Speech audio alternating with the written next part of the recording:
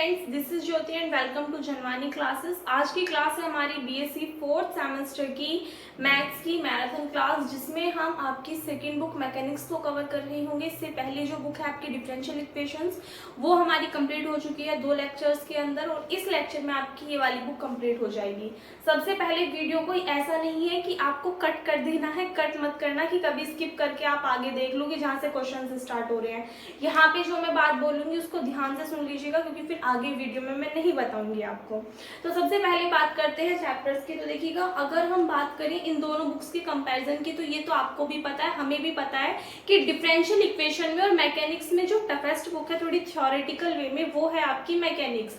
Differential equations में mostly जो है वो आपका फॉर्मूला का खेल है, लेकिन मैकेनिक्स में आपको क्या है, थ्योरी भी लिखनी पड़ती है, समझना होता है क्वेश्चन को पढ़ के। और आप में से बहुत सारे, मैं सभी की बात नहीं कर रही हूँ, लेकिन मुझे पता है हम इस चीज से निकले हुए हैं कि बहुत सारे स्टूडेंट्स ऐसे होंगे जिनको लैंग्वेज पढ़ने में प्रॉब्लम आएगी। लैंग्वेज पढ़ के आप क्वेश्चन को नहीं समझ पाओगे, क्वेश्चन को करने में दिक्कत आएगी। तो सबसे ज्यादा दिक्कत आपको इस वाली बुक में आने वाली है। सो इस बुक में अगर आप ज्यादा नहीं पढ़ोगे तो जितना आपको इस वीडियो में कराया जा रहा है, इस वीडियो को आप देख लेना, आपको 3 घंटे लग जाए, 4 घंटे या 5 घंटे। अभी जिस भी टाइम आपको वीडियो मिल रही है, इससे आपके पास में पूरी रात पड़ी हुई है, कल का दिन है। मुझे पता है मैंने 13 तक आपसे बोला था कंप्लीट हो जाएगा, बट बहुत बड़ी एक प्रॉब्लम आ गई थी, जिसके रीजन की वजह से थोड़ी वीडियोस आपकी डिले हो गई हैं। सेकंड सेम वालों की ही कल कंप्लीट हुई है। बाकी आप सभी ने आई होप सारा रिवीजन अपना कर लिया होगा, इसको कर लेना। इस बुक से अगर हम मोस्टली बात करें एग्जाम में आपसे क्या पूछा जाता है, तो देखो, एक तो आपको भी पता है एग्जाम्स बहुत जल्दी हो रहे हैं, सो पॉसिबिलिटी है कि ज्यादा टफ आपका पेपर ना बनाया जाए। लेकिन अगर आप सीसीएस की बात करें तो मोस्टली सीसीएस क्या कुछ अदर यूनिवर्सिटीज भी हैं, तो अगर देखा जाए तो यूनिवर्सिटी वाले क्या करते हैं कि जो आपकी थ्योरेटिकल बुक्स होती है ना, उनसे आपकी कई सारी डेफिनेशंस पूछते हैं, यानी कि जो आपका वेरी शॉर्ट वाला पोर्शन होता है उसमें मोस्टली आपको थ्योरेटिकल क्वेश्चंस ही देखने के लिए मिलते हैं ज्यादातर, जिसमें से कि आपसे डेफिनेशन पूछी जाती है और फिर आप कहते हो कि दी जो हमारा वेरी शॉर्ट वाला पार्ट था, अति लघु वाला पार्ट था, उसमें तो कंप्लीट थ्योरी ही थ्योरी दे दी, हमें तो कुछ आया ही नहीं, आएगा कहाँ से जब आप डेफिनेशंस को पढ़ते नहीं हो। तो इस वीडियो में जितनी भी डेफिनेशन कराई जाएंगी, बिल्कुल वो कराई जाएंगी जो यूनिवर्सिटी की फेवरेट है, यानी कि हर बार पूछ लेती है, कई बार आपसे पूछी जा चुकी हैं, और क्वेश्चंस भी वो करेंगे जो यूनिवर्सिटी के फेवरेट है, यानी कि मोस्टली कई बार रिपीट हो चुके हैं। तो उन सभी क्वेश्चंस को हम कवर करेंगे, ठीक है। तो एक बात सभी ध्यान रखिएगा कि जितनी भी डेफिनेशन चाहे आपको 10 कराई जाए या 15 कराई जाए या 5 कराई जाए, इस वीडियो के अंदर जितनी भी लिखाऊंगी और समझाऊंगी सभी डेफिनेशन आपको अपनी अच्छे से लर्न करनी है। कोई भी ये नहीं बोलेगा कि दी हम इनको छोड़ करके आ गए, क्योंकि इसी में ही आपको अच्छे मार्क्स मिल जाएंगे और कुछ क्वेश्चंस आपके लग जाएंगे, तो फिर आप अच्छे मार्क्स अपने गेन कर सकते हैं। ज्यादा नहीं, 75 मार्क्स का आपका पेपर होगा, जिसमें से कि 25 आपको पासिंग मार्क्स के लिए चाहिए, बाकी अबव मार्क्स है आपकी परसेंटेज बनाने के लिए। समझ रहे हो बात को। एक बात और, आप सभी को पता है, जिन्होंने पहले पढ़ लिया, अगर नहीं पढ़ा होगा तो मैं बता रही हूँ बच्चा, इस बुक का एक क्वेश्चन कम से कम, देखो अपने आप करने में कम टाइम लगता है, लेकिन जब हम उस चीज को समझा के एक्सप्लेन करते हैं तो बहुत ज्यादा टाइम कंज्यूम हो जाता है। तो अप्रोक्सीमेट एक क्वेश्चन आपका 30 to 45 मिनट ले लेते हैं, इतना लेंथी क्वेश्चन होते हैं। तो इस अकॉर्डिंग अगर मैं क्वेश्चन कराने भी बैठू तो ज्यादा भी नहीं, अगर मैं पूरी बुक से 20 भी क्वेश्चन निकाल रही हूँ, फॉर एग्जाम्पल अगर मैं 20 भी क्वेश्चन निकाल रही हूँ, तो आप देख लीजिए कितने घंटे बैठेंगे, ठीक है। तो इस कंडीशन में वीडियो एक तो बनाने में बहुत ज्यादा टाइम कंज्यूम हो जाएगा, फिर उसकी अपलोडिंग और प्रोसेसिंग भी उतना ही टाइम लेगी। आप ये मानिए कि अगर जितने घंटे की वीडियो है उतना ही टाइम फिर आगे लग जाता है, जबकि इतना टाइम हमारे पास है नहीं। तो हम क्या करेंगे, इस वीडियो में जो क्वेश्चंस मैंने आपको वीडियो में एक्सप्लेन नहीं किए हुए हैं, एक तो मैं आपको वो क्वेश्चंस कराऊंगी, चाहे फिर वो एग्जाम्पल हो या एक्सरसाइज का क्वेश्चन हो, प्लस जो डेफिनेशंस है वो कराऊंगी, और बाकी के जो इंपॉर्टेंट क्वेश्चंस है लेकिन मैं आपको कवर करा चुकी, तो उनको दोबारा से यहाँ पे समझाने में कोई भी बेनिफिट नहीं होगा, जबकि मैं समझा चुकी। तो उनका लिंक आपको इस वाली वीडियो के डिस्क्रिप्शन बॉक्स में मिल जाएगा, जहां पर भी जिस चैप्टर से भी लिंक दूंगी, जिस क्वेश्चन का भी दूंगी, वो मैं आपको हैंड टू हैंड बताती हुई भी चलूंगी, और लिंक के ऊपर लिखा भी हुआ होगा कि कौन सी वीडियो आपको कंप्लीट देखनी है, कौन सी वीडियो में से आपको कौन सा क्वेश्चन देखना है। अगर मान लीजिए ऐसी कोई वीडियो जिसमें मैंने आपको 2 या 3 क्वेश्चन कराए हुए हैं, तो उनमें से आपको कौन सा क्वेश्चन देखना है और वो किस टाइम पे स्टार्ट हो रहा है। तो आपको ना तो इससे आपका टाइम वेस्ट होगा ना कुछ होगा, सिर्फ मेरी साइड से थोड़ा सा मतलब मुझे ढूंढने में टाइम लग जाएगा, बट आपको परेशानी नहीं होगी। सिर्फ आपको क्लिक करना है, उस टाइमिंग पे देख लेना है, या फिर अगर कंप्लीट वीडियो है तो वो देख लेनी है। तो इससे टाइम बच जाएगा और आपको वीडियो जल्दी मिल जाएगी। ठीक है, सो आई होप आपको सब कुछ अच्छे से समझ में आ गया हो। कैसे कैसे मैंने बताया, कैसे कैसे कवर करेंगे इस वीडियो में। हम जो डेफिनेशंस होंगी उनको कवर करेंगे, प्लस जो क्वेश्चन मैंने आपको नहीं कराए हैं वीडियोस में वो मैं आपको कवर कराऊंगी, क्योंकि एग्जांपल्स में मोस्टली नहीं कराती, आपको एक्सरसाइज के क्वेश्चंस प्रिपेयर कराती हूँ। ठीक है, तो उनका लिंक आपको वीडियो के डिस्क्रिप्शन बॉक्स में मिल जाएगा। हैंड टू हैंड हम बताते चलेंगे कौन सा क्वेश्चन नंबर आपको करना है। तो वीडियो को स्टार्ट करते हैं। आप सबसे पहले देखिएगा, बात करते हैं चैप्टर है आपका equilibrium of forces in 3 dimensions. जो स्टार्टिंग का फर्स्ट और सेकंड चैप्टर है उसको आप छोड़ दीजिए, उससे आपको ज्यादा क्वेश्चन देखने के लिए नहीं मिलेंगे, ज्यादा क्या कभी पूछे भी नहीं गए आपसे एग्जाम में। ठीक है, तो ये हमारा थर्ड चैप्टर है equilibrium of forces in 3 dimensions. इसमें जो यूनिवर्सिटी की फेवरेट डेफिनेशन है वो है जी central axis. Define central axis बहुत बार पूछी जा चुकी है कई सारी यूनिवर्सिटीज में, मोस्टली सीसीएस में तो लगातार ये आपकी 7 से 8 बार पूछी जा चुकी है। तो सबसे पहले बात करते हैं सेंट्रल एक्सिस होती क्या है। The line along which the single resultant force of magnitude R, यानी कि वो लाइन जिसके along सिंगल रिजल्टेंट फोर्स किसकी मैग्नीट्यूड R की एक्ट कार्य करती है, and which is also the axis of the single couple of movement, और वो किसकी भी एक्सिस हो, सिंगल कपल ऑफ मूवमेंट की भी एक्सिस हो, जो कि सिंगल कपल ऑफ मूवमेंट को किससे रिप्रेजेंट करते हैं, जी cos थीटा से, to which the system of forces acting on a body, जिसके लिए जो सिस्टम ऑफ फोर्सेज है वो क्या करे, एक बॉडी पे वर्क करे, is reduced on a body is reduced. तो जो सिस्टम ऑफ फोर्सेज है जब वो किसी बॉडी पे कार्य करेगा तो वो क्या हो जाएगा, कम हो जाएगा, रिड्यूस हो जाएगा। तो इस कंडीशन में उस एक्सिस को आप क्या कहोगे, is called the Poinsot's central axis of the system of forces. तो उस एक्सिस को आप क्या कहोगे, सिस्टम ऑफ फोर्सेज की सेंट्रल एक्सिस बोलोगे। ठीक है, समझ में आ गया क्या है सेंट्रल एक्सिस की, वो लाइन जिसके अलोंग सिंगल रिजल्टेंट फोर्स किसका, मैग्नीट्यूड आर का कार्य करता है, तथा क्या कह रहे हैं दीदी, हिंदी में मत पढ़ाओ इंग्लिश में पढ़ाओ, इंग्लिश वालों को तो समझ में आ गया होगा, हिंदी वालों को थोड़ी सी प्रॉब्लम होती है इसलिए हिंदी में एक्सप्लेन करती हूँ। तथा जिसमें जो एक्सिस है किसकी, single couple of movement G cos theta की, वो क्या हो, सिस्टम ऑफ फोर्सेस पे वर्क करे और उसको क्या कर दे, रिड्यूस कर दे, कम कर दे, तो उस एक्सिस को हम क्या कहते हैं, सिस्टम ऑफ फोर्सेस की पॉइजन सेंट्रल एक्सिस बोलते हैं। ठीक है, डेफिनेशन आपको एज इट इज लर्न करनी है, कई बार पूछी जा चुकी है, अच्छे से सुंदर सुंदर लिख के आनी है। और एक बात और बता दूं मैं सभी को, जो अच्छे से लिख करके आते हैं उनके लिए तो अच्छी बात है, बाकी जो नहीं लिख करके आते थोड़ा सा ना आपको मैं एक बार वीडियो से हट करके बता रही हूँ, ये सारी चीजें ना बहुत ज्यादा मैटर करती हैं। भले ही आपको लगे कि दी पता नहीं बिना मतलब के ज्ञान बांट रही है, कुछ भी मान लीजिए आप, लेकिन जिनके लिए हेल्प होगी उनको पता चलेगा एक्चुअल में ये बात क्या है। तो अगर आप एक ज्यादा नहीं 5 रुपए का आएगा, अगर सिर्फ एक 5 रुपए का आप ब्लैक स्केच लेकर के जाते हो, बहुत अच्छी बात है, चाहे वो आपका थ्योरेटिकल सब्जेक्ट हो, मैथ्स हो, कुछ भी हो। दी मैथ्स में क्या काम है, मैथ्स में ये काम है कि मान लीजिए कोई भी डेफिनेशन आपसे पूछी गई है, जैसे कि सेंट्रल एक्सिस की, तो इसमें जो ये वाला पॉइंट होगा ना, जब आप लिखोगे आंसर एंड देन आप ये वाला सेंट्रल एक्सिस डालोगे, इसको आपको डालना है किससे, जो आपका ब्लैक स्केच में बोल रही हूँ उससे डालना। उसके बाद में फिर आप लिखना ब्लू पेन से, और इसके बाद में जब इसमें आपने कहाँ बताया कि किसको हम कहेंगे सेंट्रल एक्सिस, यहाँ पे बताया is called the Poinsot central axis, इसको आपको लिखना है किससे, ब्लैक पेन से। समझ रहे हो बात को, इसको ब्लैक स्केच से, इसको आप लिखना ब्लू पेन से और इसको लिखना ब्लैक पेन से। इतना टाइम नहीं होता, देखो टाइम आपको मैनेज करना होगा, लेकिन अगर आपकी राइटिंग अच्छी होगी उस कंडीशन में भी आपको मार्क्स अच्छे मिलते हैं, ये बात बहुत मैटर करती है। कई बार एग्जामिनर राइटिंग के ऊपर भी आपके मार्क्स काट देते, मतलब वैसे तो नहीं काटते, लेकिन सपोज दैट आपने कुछ लिख रखा है, उन्हें समझ ही नहीं आया तो वो उस पर मार्क्स क्या देंगे, ठीक है, वो उस क्वेश्चन को वही कट कर देंगे। जैसे कि वे पढ़ रहे हैं, उन्हें समझ नहीं आया क्या लिख रहा है क्या नहीं लिख रहा, तो वे बिना पढ़ी ऐसे, भले ही आपने वहां पे सब कुछ सही लिख रखा है, लेकिन जब तक एग्जामिनर को राइटिंग समझ में नहीं आएगी तब तक कुछ भी क्लियर नहीं होगा। एक तो अपनी राइटिंग आप सभी को साफ रखनी है, प्लस एक लिखने का तरीका, आप अपने आप को जिस तरीके से रिप्रेजेंट करोगे ना तो वहां पे आप अपने आप को तो रिप्रेजेंट किसके थ्रू करोगे, जो आपने नोटबुक में लिखा हुआ है उसी पे डिपेंड करता है आपके मार्क्स। ठीक है, एक तो आपका पढ़ना और प्लस जैसे आप लिख करके आ रहे हो वो चीज ज्यादा मैटर करती है। तो आपको इन छोटी छोटी बातों का ध्यान रखते हुए चलना है। बाकी अगर ऐसा भी ना करो तो अपनी राइटिंग साफ कर रखना। एक बार इसका स्क्रीनशॉट लीजिए, इसके बाद में एक क्वेश्चन है वो मैं आपको कराती हूँ। इसका देखिएगा, एक फॉर्मूला नोट कीजिएगा, equation of central axis. Central axis की इक्वेशन क्या होती है, L minus small y into capital Z plus small z into capital Y divided by x is equals to this.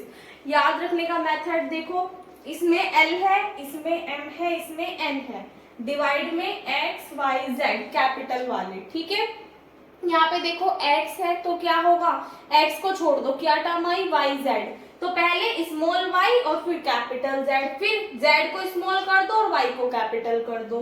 ठीक है, बीच वाली टर्म लेनी है माइनस की, सेकंड टर्म लेनी है प्लस की। अब इसमें आओ y है तो y को छोड़ दो, क्या बचा x और z, तो पहला जो z है उसको तो क्या ले लो, देखो y के जस्ट बाद क्या आता है z आता है, तो पहले z को लिखना, z स्मॉल और x कैपिटल, फिर x स्मॉल और z कैपिटल, फिर उसके बाद में z पे आओ तो z को छोड़ो, क्या बचा x y। z के अगर जस्ट बाद की बात करूं उल्टा चलोगे तो क्या आएगा, x आएगा, तो इसलिए पहले स्मॉल x और फिर कैपिटल Y प्लस फिर y को स्मॉल कर दो और x को कैपिटल कर दो। तो इस तरीके से आपको क्या करनी है, अपनी सेंट्रल एक्सिस की इक्वेशन याद रखनी है। बाकी अगर आप किसी और मेथड से याद कर सकते हो, डायरेक्टली याद रख सकते हो तो उससे भी याद रख लेना। ये तो सिर्फ मैंने छोटी सी ट्रिक बताई जिसके अकॉर्डिंग आप याद रख सकते हो कि LMN हो गया, फिर नीचे x y z हो गया। x वाली टर्म में आप क्या कर दोगे, x को छोड़ दोगे, x के जस्ट बाद क्या आता है y, तो y को स्मॉल, z को कैपिटल, z को स्मॉल है, y को कैपिटल, और बीच वाली जो टर्म आएगी वो माइनस की। इसके अकॉर्डिंग सिमेट्री कंडीशन से सेकंड और थर्ड वाली लिख देना। ठीक है, अब अपने क्वेश्चन पे आते हैं, बस इसका स्क्रीनशॉट ले लीजिए। देखिएगा, इसके बाद में फर्स्ट क्वेश्चन आपके सामने लिखा है जो कि very very very most important question है, एग्जाम में कई बार आपका पूछा जा चुका है और इस टाइप का क्वेश्चन आपका आता भी है। एक दो क्वेश्चन और है, उनका लिंक आपको इस वाली वीडियो के डिस्क्रिप्शन बॉक्स में मिल जाएगा, दोनों का।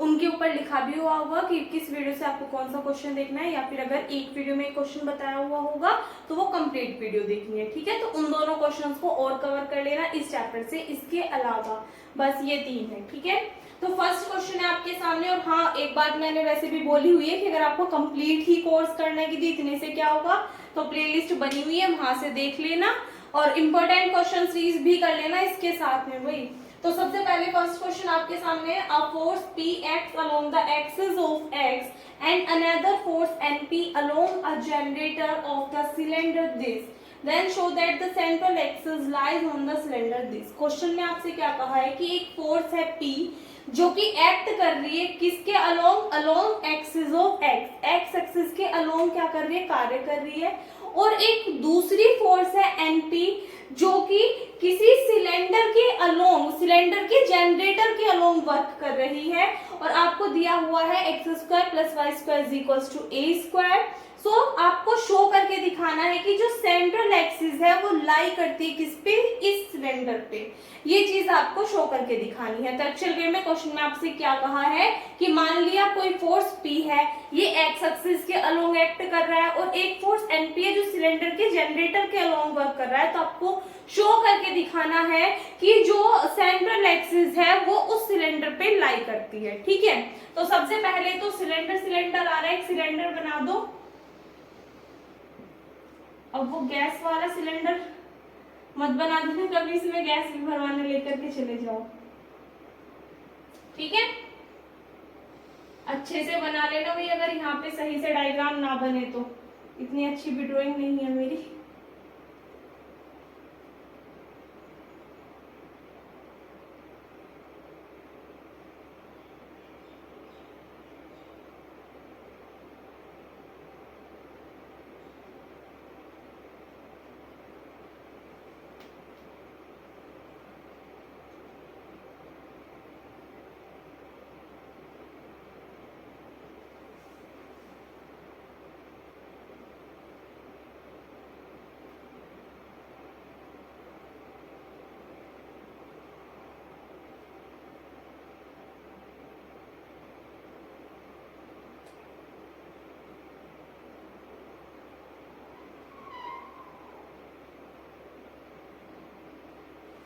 ये हमने बना लिया सिलेंडर, ठीक है। अब इस पे 3 एक्सिस होंगी, एक एक्स एक्सिस, एक वाई एक्सिस और एक जेड एक्सिस।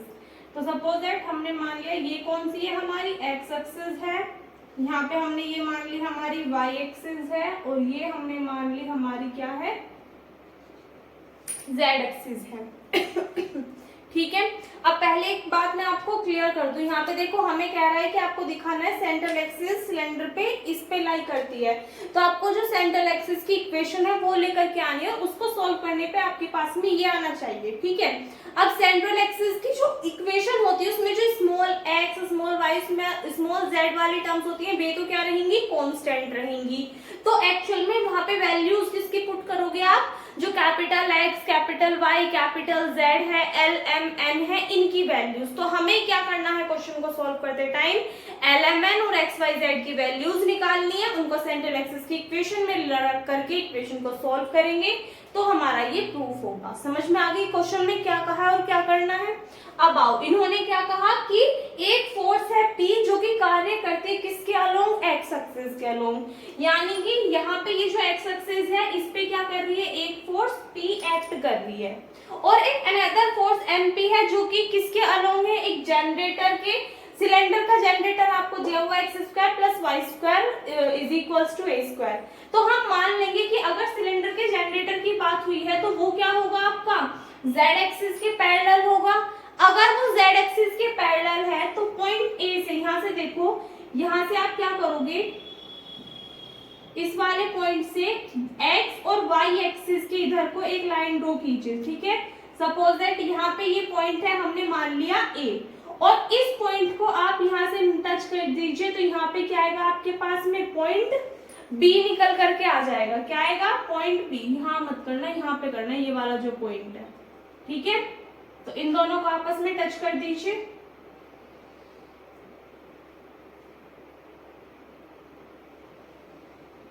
ये हमने मान लिया कि ये जो ए बी है ये जनरेटर है किसका, सिलेंडर का, और इसकी इक्वेशन आपको दी हुई है x square plus Y square is equals to A square. इस पे एक अनदर फोर्स एक्ट कर रही है और फोर्स क्या है, एन पी है। यहाँ तक बात क्लियर है आपको। अब अगर आप देखो यहाँ पे क्या होगा, कोई भी एक पॉइंट मान लीजिए, हमने मान लिया ओ, इस ओ पॉइंट के कोऑर्डिनेट क्या होंगे आपके पास में, 0,0,0 होंगे। अगर हम एक्स एक्सिस पे बात करें, एक्स एक्सिस के कोऑर्डिनेट क्या होते हैं, 1,0,0 होते हैं। अगर हम यहाँ पे जेड एक्सिस की बात करें तो कोऑर्डिनेट क्या होते हैं, 0, 0, 1, यानी कि एक्स वाई पे 0 और जेड पे 1। अगर हम वाई एक्सिस के कोऑर्डिनेट्स की बात करें तो क्या होते हैं, 0,1,0 होते हैं। ये बात आप सभी को पता है। अब इसके बाद में अगर आप देखो कौन सा पॉइंट बचा, ये वाला पॉइंट बचा ए देखो अगर आप, तो ए किस डायरेक्शन में जा रहा है भाई, ए हमारा एक्स और वाई के बीच में आ रहा है, एक्स और वाई के बीच में आया, तो एक्स एक्सिस के लिए क्या होता है आपके पास में, पॉइंट के जब हम कोऑर्डिनेट निकालेंगे तो देखो क्या आ जाएंगे, एक्स एक्सिस के लिए लोगे तो कितना होगा, एक्स एक्सिस पे ए कोस अल्फा, वाई एक्सिस पे कितना होगा, ए साइन अल्फा, और जेड एक्सिस तो है ही नहीं क्योंकि ये किसके बीच में आ रहा है पॉइंट, एक्स और वाई के लिए, तो इन दोनों के ही पॉइंट मिलेंगे, तो जेड के लिए पॉइंट क्या आ जाएगा, 0 आ जाएगा। अब जो भी क्वेश्चन में दिया है वो लिखेंगे, डायग्राम हमने बना दिया क्वेश्चन के अकॉर्डिंग जैसे जैसे हमसे कहा गया है। आई होप आपको समझ में आ गया होगा। अब यहाँ पे देखिएगा, सॉल्व करते टाइम आप क्या लिखोगे कि गिवन दैट, क्या दिया हुआ है आपको, a force P x along the axis of x, यानी कि एक फोर्स P है जो कि x एक्सिस के अलोंग एक्ट कर रही है। So the equation of this is, equation क्या होगी इसके लिए, अगर आप देखो कोई फोर्स P है वो इस x एक्सिस के अलोंग एक्ट कर रही है, तो यहाँ पे x एक्सिस पे कौन कौन से पॉइंट्स मिलेंगे आपको, एक तो ये 0 और एक ये x।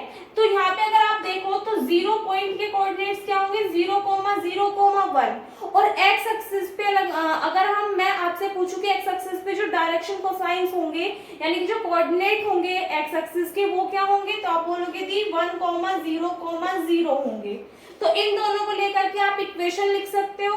तो इक्वेशन किस फॉर्म में आएगी, x माइनस x1, यानी कि आपने पढ़ा भी था क्या होती है लाइन की equation, x minus alpha upon L Y minus beta upon M और Z minus gamma upon M. I think ये कल ज्योमेट्री वालों को पढ़ा है मैंने, सेकंड सेमेस्टर वालों को। बट यहाँ पे ध्यान रखना ये क्या होती है, आपकी लाइन की इक्वेशन होती है, ठीक है, याद रखोगे इक्वेशन को, ये कहीं से नहीं आई, ये आपको डायरेक्ट याद रखना है एज अ फॉर्मूला। तो यहाँ पे अगर आप देखो अल्फा की वैल्यू कितनी है 0, एल की वैल्यू कितनी है 1 is equals to y minus beta की वैल्यू 0, यहाँ पे इसकी वैल्यू कितनी है 0, उसके बाद में z माइनस गामा की वैल्यू 0 डिवाइडेड बाय इस पॉइंट की वैल्यू भी कितनी है 0 है। ये आपके पास में क्या आ गई, एक इक्वेशन आ गई। उसके बाद में अगर हम देखें, आपसे कहा है आगे कि एक अनदर फोर्स है एनपी जो कि किसके अलोंग, जो सिलेंडर का जनरेटर है उसके अलोंग एक्ट कर रही है, तो उसके लिए इक्वेशन आपको दी हुई है। तो आप क्या लिखोगे, and another force NP acts along a generator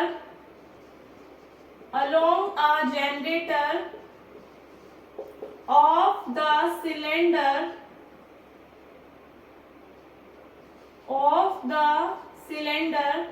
in a sense आपको दिया हुआ है कि x square plus Y square किसके इक्वल होगा, ए स्क्वायर के इक्वल होगा। क्लियर है, ये चीजें तो हमें दी हुई थी। अगर हम अपने डायग्राम पे आते हैं तो यहाँ से हमें साफ साफ क्या दिखाई दे रहा है कि जो सिलेंडर का जनरेटर है वो किसके पैरेलल है, जो हमारी जेड एक्सिस है इसी की तो पैरेलल है। तो आप क्या लिखोगे, क्लियरली ये साफ है क्या कि the generator of the cylinder is parallel to the z axis, ये क्या है, जेड एक्सिस के पैरेलल है, and the generator AB is passes through the point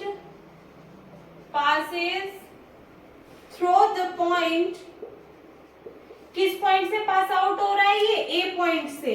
अगर आप देखो ये जो जनरेटर है कहां से निकल करके जा रहा है, इस ए पॉइंट से, तो इसके लिए कोऑर्डिनेट्स क्या होंगे, A cos alpha, A sine alpha and 0। So the equation of the generator AB, तो जो जनरेटर AB है उसकी क्या निकाल लोगे आप, इक्वेशन निकाल लोगे। जनरेटर कौन सा, ए बी, इसकी इक्वेशन निकाल लोगे। तो इसके लिए आपको क्या चाहिए, ए पॉइंट के कोऑर्डिनेट्स और बी पॉइंट के कोऑर्डिनेट्स। अब आप कहोगे थी ए पॉइंट के तो हमारे पास है, बी पॉइंट के कहां से आएंगे, तो देखो ये जो जनरेटर है किसके अलोंग है, जेड एक्सिस के, तो ये जो बी पॉइंट है ये आपको किधर की साइड मिल रहा है, जेड एक्सिस के पैरेलल है। तो जो आपके जेड एक्सिस के कोऑर्डिनेट होंगे वही क्या होंगे, इस एक्सिस के भी कोऑर्डिनेट होंगे, अगर दोनों आपस में पैरेलल हैं तो अगर जेड एक्सिस के कोऑर्डिनेट 0 0 1 है तो बी पॉइंट के लिए कोऑर्डिनेट आपको क्या मिलेंगे, 0 0 1 मिलेंगे। तो इसका मतलब क्या है, अगर हम रफली देखें कि ए पॉइंट के कोऑर्डिनेट तो आपको मिल रहे हैं ये वाले, और बी पॉइंट के कोऑर्डिनेट आपको क्या मिल रहे हैं, 0 0 1। तो ये तो किसकी वैल्यू हो गई आपके पास में, LMN की, क्योंकि जेड एक्सिस के लोग है। और ये किसकी वैल्यू मिल रही है आपको, अल्फा बीटा गामा की। तो जो इक्वेशन होगी जनरेटर की वो क्या होगी, x माइनस अल्फा, अल्फा की वैल्यू क्या होगी, a cos alpha divided by l की वैल्यू क्या होगी 0, y माइनस बीटा की वैल्यू क्या हो जाएगी, a sin अल्फा, m की वैल्यू 0, और उसके बाद में z माइनस गामा और डिवाइडेड बाय दिस। ये आपके पास में क्या आ गई, जनरेटर की इक्वेशन। इससे आगे सॉल्व करेंगे। आई होप आपको यहाँ तक का क्लियर हो गया होगा। ये हमें गिवन था, ये गिवन था, यहाँ से हमने जनरेटर की इक्वेशन निकाल ली। इससे आगे सॉल्व करते हैं, स्क्रीनशॉट लीजिए इसका। सो देखिएगा, इससे आगे सॉल्व करते हैं। वैसे तो मैंने इक्वेशन रफ कर दी, बट आपके पास में क्या आई थी, दो इक्वेशन। एक तो कौन से वाली कि जिसपे मान लीजिए जो पॉइंट पी है, जो फोर्स पी थी वो एक्ट कर रही थी किस एक्सिस के अलोंग, एक्स एक्सिस के अलोंग, तब इक्वेशन निकल करके आई थी और एक जनरेटर की इक्वेशन निकल करके आई थी। तो अगर आपको याद हो तो जो फर्स्ट इक्वेशन थी उसके अपॉन में क्या लिखा हुआ था 1,0,0 और जो सेकंड इक्वेशन आई थी उसके अपॉन में क्या लिखा हुआ था 0,0,1 इस तरीके से था, ठीक है।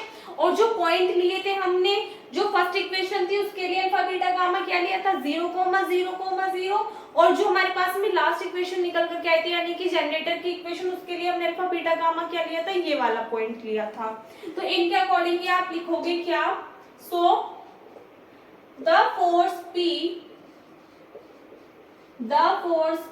एक्ट्स एट द पॉइंट, किस पॉइंट पे एक्ट करती है ये, एट द पॉइंट 0 जिसके कोऑर्डिनेट क्या है 0, 0, 0 along the axis of x, x axis के along वर्क करती है, whose डायरेक्शन कोसाइंस, अगर हम x एक्सिस के डायरेक्शन कोसाइंस की बात करें तो वो क्या होंगे 1, 0, 0 होंगे। क्लियर है, एक बात तो ये हो गई। एंड सेकेंड आप क्या लिखोगे, द फोर्स, कौन से वाली force, NP acts at the point, ये किस पॉइंट पे एक्ट करती है, अगर आप देखो A पॉइंट पे जिसके कोऑर्डिनेट्स क्या है A cos alpha, A sin alpha और 0, और ये किसके अलोंग एक्ट कर रही है जनरेटर AB के, along the जनरेटर AB। अगर मैं कहूं इसके डायरेक्शन कोसाइंस बताइए तो whose डायरेक्शन कोसाइंस आर क्या होंगे, क्या होंगे भाई, आपको इक्वेशन क्या लिखाई थी, मैंने इस फॉर्म में लिखाई थी, नहीं लिखाई थी, y minus beta upon m z minus gamma upon n। तो ये एलिमेंट डायरेक्शन कोसाइंस ही तो है। तो यहाँ से आप देखोगे तो इसके लिए वैल्यू कितनी आ जाएगी 0,0,1। भाई लास्ट वाली जो जनरेटर की इक्वेशन थी उसमें यहाँ पे 0,0,1 नहीं लिखा हुआ था z एक्सिस के लिए, तो ये हमारे पास में आ गए। अब इनके थ्रू आप क्या निकालोगे, कंपोनेंट निकालोगे फोर्सेस के, जो कि पैरेलल होंगे किनके, इन एक्सिस के। तो देखो क्या लिखोगे, नाउ द कंपोनेंट्स जो कि आपको याद रखने होंगे क्या होंगे, x y z along the axis। now the component x y z of the forces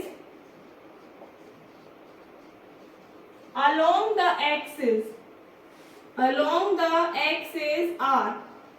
अब यहाँ पे एक बात समझिएगा कि जब आप इनकी वैल्यूज निकालोगे तो आपको फोर्स कितने गिवन है, यहाँ पे दो, एक तो P और एक NP। तो इसके लिए आपके पास में ये भी क्या होगा, दो कैटेगरीज में डिवाइड होगा, एक तो x1, y1, z1 और एक होगा x2, y2 और z2। समझ में आ गई बात। अगर मान लो एक और फोर्स होता जो कि कहीं और अप्लाई हुआ होता तो थर्ड कंपोनेंट क्या जाता, x3, y3, z3 और फिर आप इनकी हेल्प से क्या करते हो कंप्लीट x, y, z की वैल्यूज निकाल लेते हो। जैसे कि अगर मैं कहूँ x1 है, x1 के लिए यहाँ पे देखो फर्स्ट जो फोर्स है, फर्स्ट फोर्स कौन सा लग रहा था P, तो इस सभी में क्या आएगा P। सेकेंड फोर्स क्या लग रहा था NP, तो यहाँ पे क्या आएगा NP आएगा। अब यहाँ पे देखो इसके लिए अगर मैं कहूँ ये जो P फोर्स था ये हमारा जिस पे लग रहा था तो उसके लिए जो डायरेक्शन कोसाइंस थे वो क्या थे, तो आप कहोगे कि फर्स्ट वाले के लिए ये थे, सेकंड वाले के लिए ये थे। तो फर्स्ट वाले के लिए क्या थे P 0 0 और सेकंड वाले के लिए क्या थे 0 0 1। इनकी आपस में मल्टीप्लाई कर दो तो यहाँ पे देखना क्या मिलेगा P, यहाँ पे 0, यहाँ पे 0, यहाँ पे आपको क्या मिलेगा 0 0 और यहाँ क्या मिलेगा n इंटू P। सो अगर हम टोटल की बात करें कि जो टोटल आएगा इनका यानी कि कैपिटल X की बात करें तो वो क्या होगा x1 प्लस x2। x1 में x2 को प्लस करोगे तो P में 0 को ऐड करोगे क्या मिलेगा P। इट मींस x की वैल्यू क्या मिल गई आपको P मिल गई। उसके बाद में नेक्स्ट बात करते हैं y की। y किसके इक्वल होगा y1 प्लस y2, तो y की वैल्यू क्या आ जाएगी, y1 कितना है 0 और y2 भी 0, तो y की वैल्यू क्या आ गई आपके पास में 0 आ गई। अब चलते हैं z पे। z किसके इक्वल होगा z1 प्लस z2, तो यहाँ से z की वैल्यू क्या आएगी z1 0 और z2 np, तो कितना आ जाएगा जोड़ करके n इंटू p। तो आपके पास में x भी आ गया, y भी आ गया, z भी आ गया। यहाँ तक क्लियर। अब नेक्स्ट स्टेप हमारा क्या है, हमें क्या निकालना है, l, m और n की वैल्यूज निकालनी है। क्लियर है। एक बार यहाँ तक का स्क्रीनशॉट लीजिए, ये आपको याद रहेगा इतना।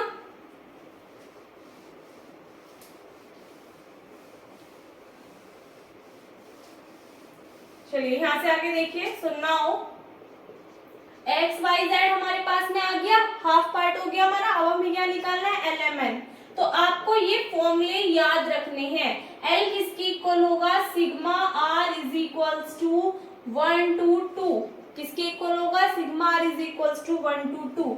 अब एक चीज याद रख लेना अपने माइंड में, x y z L M N, इसको ऐसे याद रखोगे।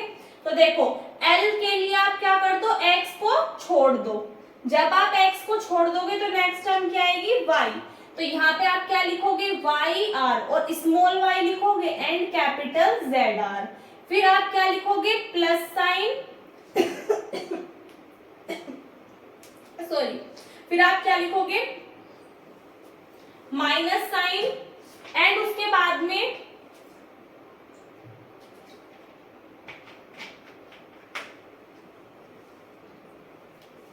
यहाँ से देखिएगा, अब हमारे पास में क्या गया, स्मॉल y कैपिटल z। अब क्या कर लो, आप z को स्मॉल ले लीजिए और y को कैपिटल ले लीजिए। क्लियर है इतनी बात। अब इसके लिए आप सॉल्व करो तो देखो r की वैल्यू कहाँ से कहाँ पे टेंड कर रही है, 1 से 2 पे। इसका मतलब आप वैल्यूज पुट करो। एक बार r की वैल्यू 1 पुट करोगे तो आपको क्या मिलेगा, y1 z1 minus small z1 and capital y1। इसमें आप ऐड कर दोगे नेक्स्ट टर्म को। नेक्स्ट टर्म किसके लिए है, 2 के लिए है। तो इसका मतलब क्या आ जाएगा यहाँ पे, y2 z2 minus z2 y2। तो इसको सॉल्व करोगे तो आपके पास l की वैल्यू आएगी। अब ये वैल्यूज आपको कहाँ से मिलेंगी, यहाँ से देखिएगा, x1 y1 z1 x2 y2 z2, ये वैल्यूज तो आपको यहाँ से मिल जाएंगी।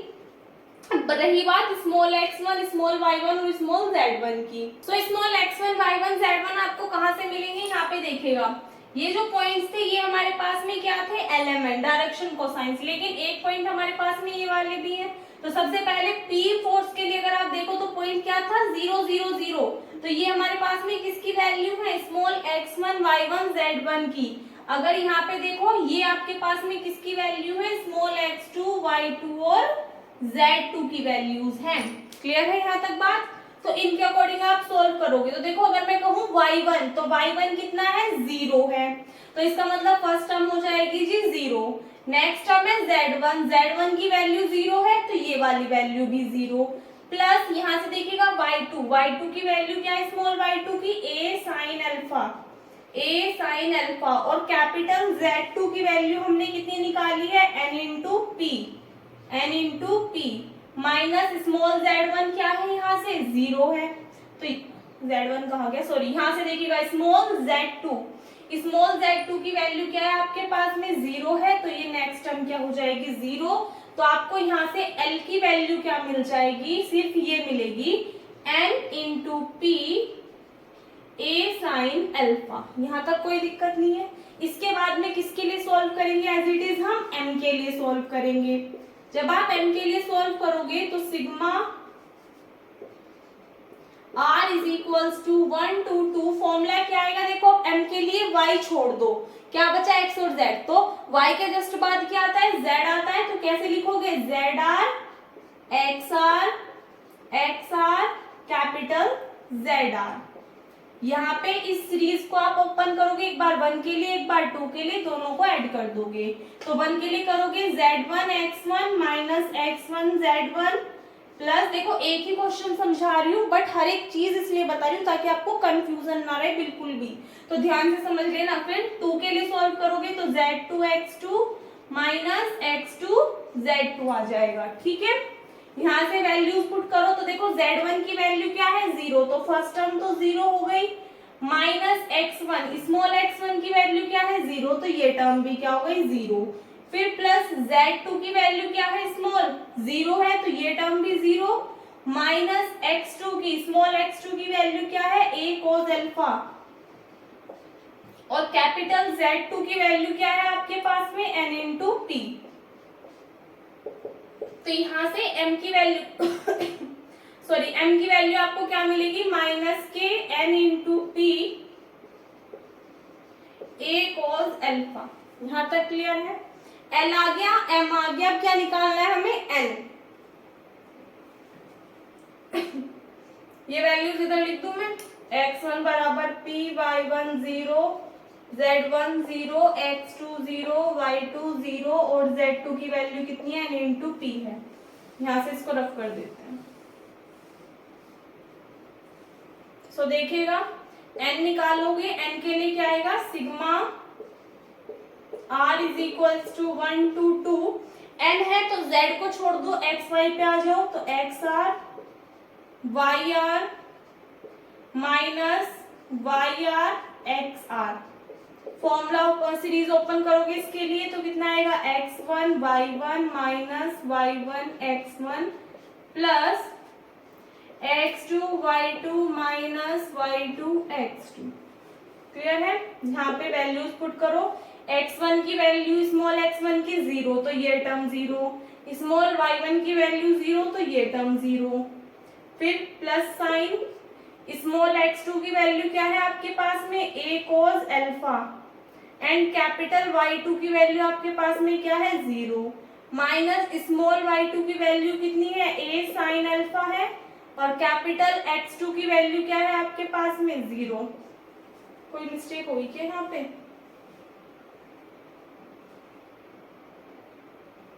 नहीं जी, सही है, ठीक है। तो यहाँ पे मुझे लगा कभी सभी टर्म्स 0 आ रही है, तो यहाँ पे सोल्व करोगे तो आपके पास में n की वैल्यू क्या आ जाएगी, 0, l की आ गई, m की आ गई, n की वैल्यू आ गई।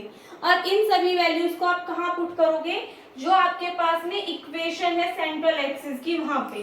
तो डायरेक्टली देखो, मैं सभी वैल्यूज को एक साइड लिख देती हूँ ताकि कंफ्यूजन ना हो। अगर हम बात करें l की, l किसके इक्वल होगा, n into p a sin alpha, m किसके इक्वल होगा, माइनस के n into p a cos alpha, और n किसके इक्वल होगा, 0 के। कैपिटल X क्या आया है, p, y आया है 0, z आया है n इंटू पी। ये आपको याद रखना है। सभी की वैल्यूज हमने निकाल ली, इक्वेशन जो है उसमें पुट करोगे। आपको मेनली क्या करना है, जो आपको दिए हुए हैं फोर्सेस उनके अकॉर्डिंग आपको x1 y1 z1 स्मॉल वाले, ठीक है, उनकी वैल्यूज निकालनी है। जो डायरेक्शन कोसाइंस है उनकी वैल्यूज निकालनी है। जब आप उनकी वैल्यूज निकाल लोगे तो एक्स वाई जेड, जो कैपिटल एक्स वाई जेड होते हैं वो निकाल लोगे, और उसके बाद में एलएमएन निकाल लोगे, ठीक है। देन सेंट्रल एक्सिस की इक्वेशन में पुट कर दोगे। वी नो दैट, हम क्या जानते हैं, the equation of the central axis is, क्या होती है सेंट्रल एक्सिस की इक्वेशन, अभी आपको बताई, L अपॉन एक्स, उसी वे में लिखेंगे ताकि आपको याद हो जाए, M upon y, N upon z. अब यहाँ पे बीच वाली टर्म्स क्या आएंगी, सभी में माइनस की आएंगी। x है तो x को छोड़ दो, y z, तो x के जस्ट बाद y आता है, तो यहाँ पे क्या जाएगा, small y capital z plus small z capital y। y है तो y को छोड़ दो, small z capital x, small x capital z, ये आ जाएगी प्लस की। फिर नेक्स्ट टर्म यहाँ पे देखो, z को छोड़ दो, क्या आ जाएगा, x और y, फिर प्लस के स्मॉल y और कैपिटल x। तो ये क्या है, आपकी इक्वेशन है किसकी, सेंट्रल एक्सिस की। याद हो गई होगी। यहाँ पे वैल्यूज पुट कीजिए। L की वैल्यू कितनी है, n into p a sine alpha minus small y as it is रहेगा। अगर मैं कहूँ कैपिटल Z की वैल्यू कितनी है, तो आप कहोगे दी n इंटू टी है। स्मॉल z आपका एज इट इज रहेगा, y की वैल्यू क्या है, 0, तो ये टर्म डायरेक्टली 0 कर दूं, divided by capital X, capital X की वैल्यू कितनी है, p, is equals to m, m के प्लेस पे क्या आएगा आपके पास में, माइनस के n into p a cos alpha minus z के प्लेस पे क्या आएगा आपके पास, स्मॉल z है, तो ये तो आपका एज इट इज रहेगा। कैपिटल X की वैल्यू कितनी है, p है, प्लस स्मॉल x आपका एज इट इज रहेगा। कैपिटल Z की वैल्यू कितनी है आपके पास में, n इंटू पी है, डिवाइडेड बाय कैपिटल Y कितना है, 0 है। यहाँ से देखिएगा n, कैपिटल N क्या है, 0 है, minus small x capital y की वैल्यू भी कितनी है 0 है, तो ये term 0, small y capital x की वैल्यू कितनी है p है, and divided by capital z की वैल्यू कितनी है n इंटू p है। यहाँ से देखो p से p कैंसिल आउट हो जाएगा आपका, इसमें से p आप बाहर कॉमन ले लो, इसमें से भी p कॉमन ले सकते हो, इसमें से भी p, तो यहाँ पे p से p कैंसिल आउट हो जाएगा और इस टर्म में से भी, तो इम्प्लाइज दैट इसको हम किस फॉर्म में लिख सकते हैं n into A sine alpha minus Y into N, upon में क्या आ जाएगा 1 आ जाएगा, p से p को कैंसिल आउट करोगे क्या आएगा 1 आएगा, इज इक्वल्स टू में यहाँ से p आपका रेशियो में चला जाएगा, तो ये n इंटू ए कोज एल्फा माइनस जेड और प्लस के x इंटू एन हो जाएगा, अपॉन में 0, और यहाँ से ये टर्म क्या आ जाएगी आपकी y अपॉन n आ जाएगी। ठीक है, कैंसिल करके मत दिखाना, बस हो जाएगा, डायरेक्टली इम्प्लाइज दैट का साइन लगा दिया, सफिशिएंट है। अब आपके पास में 3 पार्ट्स आए हैं, इसको लेट कर लीजिए फर्स्ट, इसको लेट कर लीजिए सेकंड, इसको लेट कर लीजिए थर्ड, तीनों को लेकर के सॉल्व करना है। तो एक बार फर्स्ट और सेकंड को ले लो, एक बार सेकंड और थर्ड को ले लीजिएगा। Taking first and second member, जब आप इन दोनों को लोगे तो डायरेक्टली कर दो एक लाइन, तो यहाँ से देखो इस किस में, तो इस किस में करोगे ये टर्म 0 हो जाएगी, इस किस में करोगे यानी कि ये टर्म इज इक्वल्स टू में कितना आ जाएगा 0, तो आपको क्या मिलेगा माइनस की n a cos alpha minus z plus x n is equals to 0, ये एक टर्म मिल गई आपको, माइनस साइन से मल्टीप्लाई कर दीजिए, तो n a cos alpha plus z और माइनस के एक्स एन, दूसरी साइड जाके क्या हो जाएगा प्लस के एक्स एन हो जाएगा। एक बार पहले यहाँ तक का स्क्रीनशॉट ले लीजिए, फिर आगे सोल्व करेंगे। यहाँ से आगे देखिएगा, अब इसको सोल्व करेंगे तो an की वैल्यू निकाल लीजिए, an cos एल्फा, और ये जो प्लस z है इसको दूसरी साइड लेकर के चले जाइए, तो क्या बन जाएगा nx माइनस जेड, क्योंकि हमें nx माइनस जेड की फॉर्म में ही वैल्यूज चाहिए जो भी है। ये आ गई आपके पास में क्या इक्वेशन फर्स्ट और सेकंड को सोल्व कर लिया। एक काम कीजिए, अब एक बार फर्स्ट और थर्ड को लेकर के सोल्व कर लीजिए। Taking first and third members, इनको लेकर के सोल्व कीजिए, तो यहां से देखिएगा आपको क्या मिलेगा an sin alpha minus y n और इज इक्वल्स टू में है y अपॉन n, इसको दूसरी साइड लेकर के जाइए, तो an sin अल्फा किसके इक्वल आ जाएगा y upon n plus y n, इधर माइनस में था इधर प्लस में गया। ध्यान से देखो, हमें ना कुछ ये वाली इक्वेशन शो करके दिखानी है, तो इस फॉर्म में इसको ट्रांसफॉर्म करना पड़ेगा सॉल्यूशन करके। तो यहाँ से अगर आप देखो y अपॉन n को बाहर कॉमन ले लीजिए, an sin अल्फा, तो यहाँ से तो आपके पास 1 आ जाएगा, इसके पास मल्टीप्लाई में n है, लेकिन हमने डिवाइड में लिया, इसका मतलब इसमें n से मल्टीप्लाई n से डिवाइड करना पड़ेगा, तो डिवाइड वाला तो बाहर ले लिया, अंदर क्या बचेगा सिर्फ मल्टीप्लाई वाला बचेगा। ठीक है, तो यहाँ पे हमारे पास में ये वैल्यू आ गई, इसको लेट कर लीजिए आप इक्वेशन थर्ड। अब क्या करें, जो हमारे पास में इन सभी टर्म्स का देखो, इसका भी स्क्वायर आ रहा है, सभी का स्क्वायर आ रहा है मोस्टली, तो आप क्या कर दो, इन सभी टर्म्स को स्क्वायर करके ऐड कर दो, यानी कि जो इक्वेशन फर्स्ट है इक्वेशन सेकंड, इनका स्क्वायर करके दोनों को ऐड कर दो। तो क्या लिखोगे आप, on squaring and adding equation first and second, तो कर दीजिए। देखो इसका स्क्वायर करोगे क्या मिलेगा, A square N square cos square alpha, इसका करोगे A square N square sine square alpha, तो ए स्क्वायर एन स्क्वायर तो कॉमन है, अंदर कितना आएगा cos square alpha plus sine square alpha. अब इधर चलिए, इस टर्म का स्क्वायर करोगे nx माइनस जेड का होल स्क्वायर, और इसमें ऐड कर दोगे इन टर्म्स का स्क्वायर करके, यानी कि y square upon n square and 1 plus N square का होल स्क्वायर। आप सभी को पता है sine square theta plus cos square theta की वैल्यू क्या होती है 1, तो इसकी वैल्यू हो गई 1, तो ये हो गया ए स्क्वायर एन स्क्वायर। यहाँ से अगर आप देखो एन स्क्वायर को सोल्व कर लीजिए, डिवाइड में 1 लेकर के हो जाएगा N square N X minus Z का whole square plus Y square 1 plus N square का होल स्क्वायर। डिवाइड में जो एन स्क्वायर था ये इधर मल्टीप्लाई में चला जाएगा, तो कितना हो जाएगा इन टू दी पावर 4, और हमें प्रूफ क्या करना था 1 प्लस ठीक है जी, तो यही क्या करना था हमें, इसमें प्रूव करके दिखाना था। तो इसी के साथ में आपका आंसर भी आ गया, प्रूफ भी हो गया एंड क्वेश्चन भी कंप्लीट हो गया। आई होप आपको प्रोसेस अच्छे से क्लियर हो गया होगा।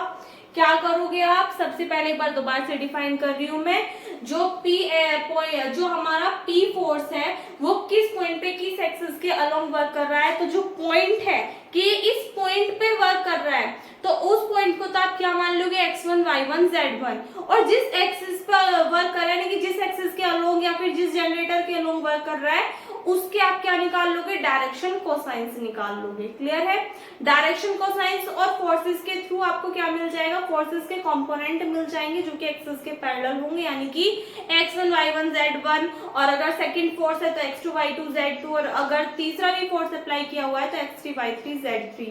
अगर सिर्फ एक सिंगुलर फोर्स है तो x y z वो तो आपको डायरेक्ट वैल्यूज मिल जाएंगे, और अगर अलग अलग फोर्सेज हैं तीनों को ऐड करके आपको फाइनल वैल्यू मिलेगी आपको रिजल्टेंट फोर्स की। ठीक है, रिजल्टेंट फोर्स क्या होता है, R, तो इसके कोऑर्डिनेट्स क्या होते हैं, x y और z। समझ में आ गई बात। तो उसके बाद में आप क्या करोगे, फिर जब आपके पास x y z आ जाएगा LMN निकालोगे, फॉर्मूला आपको सभी के लिए बता दिया है, एंड देन आप LMN और x y z की वैल्यू जो सेंट्रल एक्सिस की इक्वेशन है उसमें पुट करोगे एंड देन सोल्व करोगे तो आपका आंसर आ जाएगा। ये क्वेश्चन आपका कई बार पूछे गए, इससे पहले भी एक दो क्वेश्चन और है जो कि कई बार पूछे गए हैं आपसे, बट सीसीएस यूनिवर्सिटी में नहीं, अदर यूनिवर्सिटीज में। तो इस टाइप का क्वेश्चन अच्छे से कर लेना। बाकी दो क्वेश्चंस आपको और करने इस चैप्टर से, जिसका लिंक आपको वीडियो के डिस्क्रिप्शन बॉक्स में मिला हुआ है, वहां से चेकआउट कर लीजिएगा, नोट करिए। देखिएगा, इसके बाद में बात करते हैं नेक्स्ट चैप्टर की, तो equilibrium of forces in 3 dimensions. इससे नेक्स्ट चैप्टर है फोर्सेस इन 3 डायमेंशंस, उसको मत करना, उसको स्किप कर देना, उससे आपके क्वेश्चंस नहीं पूछे गए हैं मोस्टली। इसके बाद में नेक्स्ट चैप्टर, मतलब उस वाले चैप्टर का बाद में नेक्स्ट चैप्टर आता है वर्चुअल वर्क, लेकिन उस वाले चैप्टर में से एक डेफिनेशन है जो कि आपके 2017 में पूछी गई है, और मोस्टली उस आप सीसीएस यूनिवर्सिटी को छोड़ करके देखोगे तो कई सारी यूनिवर्सिटीज में पूछी जा चुकी है। छोटी सी डेफिनेशन है बट कभी आ जाए तो इसलिए आप इसको एक बार पढ़ लीजिएगा। नल लाइंस क्या होती है, null lines of a given system of forces refer to any origin or base point or dash are those lines about which the movement of system vanishes। यानी कि नल लाइंस किसी भी सिस्टम ऑफ फोर्सेस की जो नल lines होती है उनके लिए कोई भी जो ओरिजिन होता है या फिर बेस पॉइंट आप मान लीजिए ओ डैश जिसको रेफर किया जाता है, उसके लिए वो लाइंस क्या होंगी, वहां पे जो सिस्टम ऑफ फोर्सेस होंगे तो उस टाइम पे जो सिस्टम ऑफ मूवमेंट होगा वो क्या होगा, बिल्कुल खाली होगा, यानी कि वहां पे आसपास में कोई भी एलिमेंट एग्जिस्ट नहीं करेगा। तो उस टाइप की लाइंस को हम क्या बोलेंगे, नल लाइंस बोलेंगे। ठीक है, सिर्फ आपको इसकी डेफिनेशन याद रखनी है। इसके बाद में नेक्स्ट चैप्टर है वर्चुअल वर्क।